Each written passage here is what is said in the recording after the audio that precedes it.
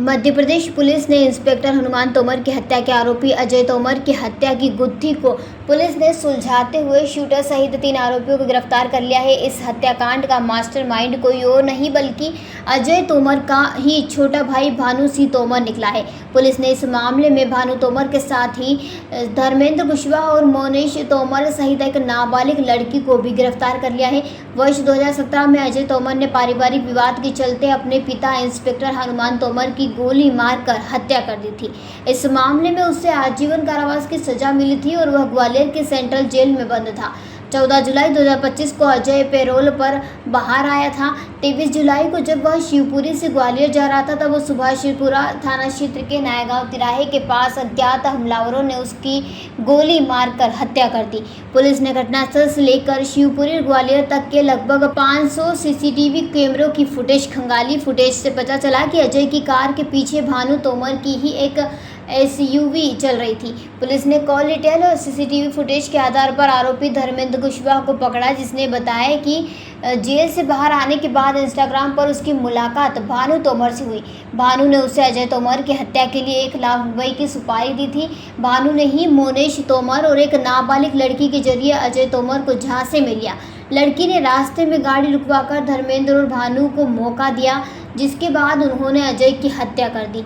इस हत्या के पीछे मुख्य कारण पैतृक संपत्ति का विवाद था। भानु तोमर ने अजय के जेल जाने के बाद पैतृक मकान बेच दिया था और पैसों को लेकर दोनों भाइयों में विवाद चल रहा था। पुलिस ने फिलहाल धर्मेंद्र कुशवाहा, मोनेश तोमर और नाबालिग लड़की को गिरफ्तार कर लिया है। भानु तोमर और अन्य आरोपी अभी भी फरार हैं, जिनकी तलाश की जा रही है। पुलिस ने आरोपी धर्मेंद्र के पास से हत्या में इस्तेमाल की गई 315 बोर की बंदूक और एक अंगूठी भी बरामद की है। क्या पूरा मामला है सर? जिस तरह से दिनांक 23 तारीख की रात्रि में थाना सुभाषपुरा क्षेत्र में एक कार के अंदर अजय तोमर नाम के व्यक्ति की गोली मारकर हत्या कर दी गई थी। काफ़ी सनसनीखेज मामला था। मल्टीपल टाइम्स उस पर फायर किया गया था। ऑन द स्पॉट डेथ हो गई थी। जब पूरे मामले को ट्रेस किया गया तो उसमें आरंभिक तथ्य ये निकल के आया कि अजय तोमर पैरोल पे बाहर आया था और 2017 में उसने अपने ही पिता हनुमान तोमर, जो पुलिस विभाग में टीआई थे, उनकी गोली मारकर हत्या करी थी और अपने सगे भाई भानु तोमर पे भी जानलेवा हमला किया था। बाद में उस केस में उम्र कैद की सज़ा हुई थी अजय तोमर को और अभी कुछ दिन पूर्व ही वो पैरोल पे बाहर आया था। जब पैरोल पे बाहर आया था तो उस समय ये घटना कारित की गई है। इस पूरी घटना का जो मुख्य सूत्रधार है वो मृतक अजय तोमर का सगा भाई भानु प्रताप तोमर है, जो इंदौर पुलिस में एएसआई एम के पद पे कार्यरत है। जो मर्डर केस था उसमें, मर्डर केस से मेरा तात्पर्य जो अजय तोमर के पिता की हत्या हुई थी, उसमें परिवार के ही लोग साक्षी बने थे। वो भी एक रंजिश थी। उसके बाद में संपत्ति के विभाजन को लेके इन भाइयों के बीच में तनातनी चल रही थी। तो भानु तोमर ने इस पूरी घटना को प्लान किया।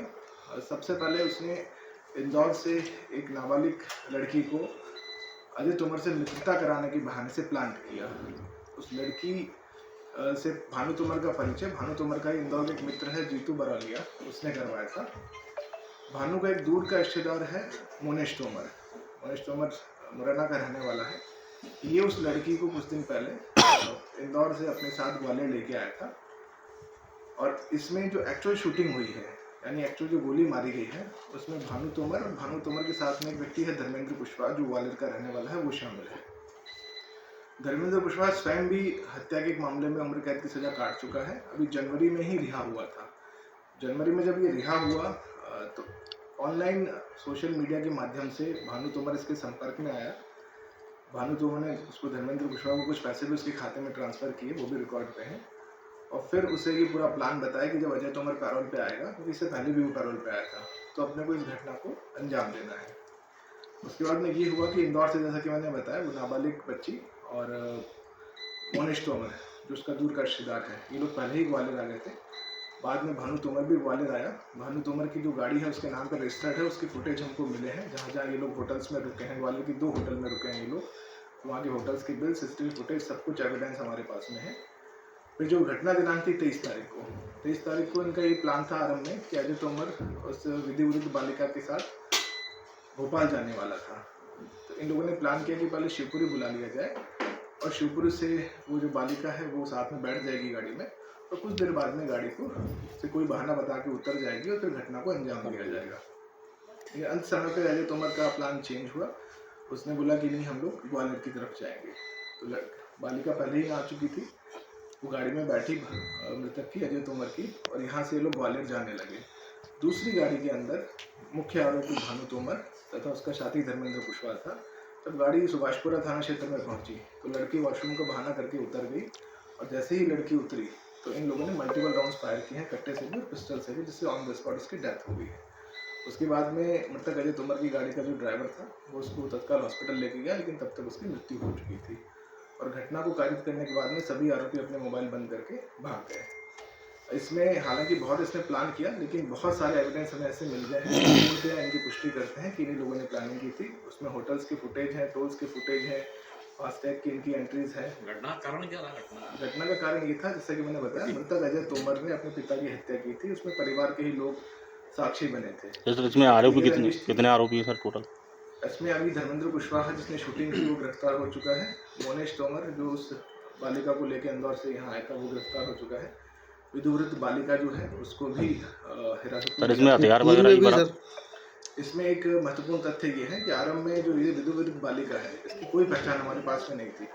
इसको जो फ़ोन दिया गया था और जो सिम दी गई थी वो भी मुख्य आरोपी द्वारा ही दी गई थी। तो ये हमारे लिए एक ब्लैक स्पॉट टाइप का था, कुछ भी पता नहीं लग रहा था। बाद में बहुत इन्वेस्टिगेट किया और मैं अपनी टीम की तारीफ करना चाहूँगा। थाना प्रभारी स्वयं अरविंद छारी, सिवाया थाना प्रभारी है सुनील रतनवाड़ा से, शिखा है जीएसआई कोतवाली में, और हमारी साइबर की टीम धर्मेंद्र। इन्होंने दिन रात अथक इसमें मेहनत की है, क्योंकि बहुत लंबी कड़ियाँ हमको जोड़नी थी और बहुत सारे एविडेंस डायरेक्ट नहीं थे।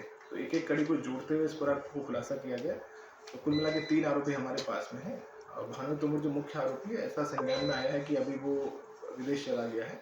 उसके लिए प्रॉपर एक प्रोसेस होता है, लुकआउट नोटिस जारी होता है CID CBI के माध्यम से। वो प्रक्रिया हम लोग कर रहे हैं और शीघ्र ही उसको भी गिरफ्त में ले लिया जाएगा।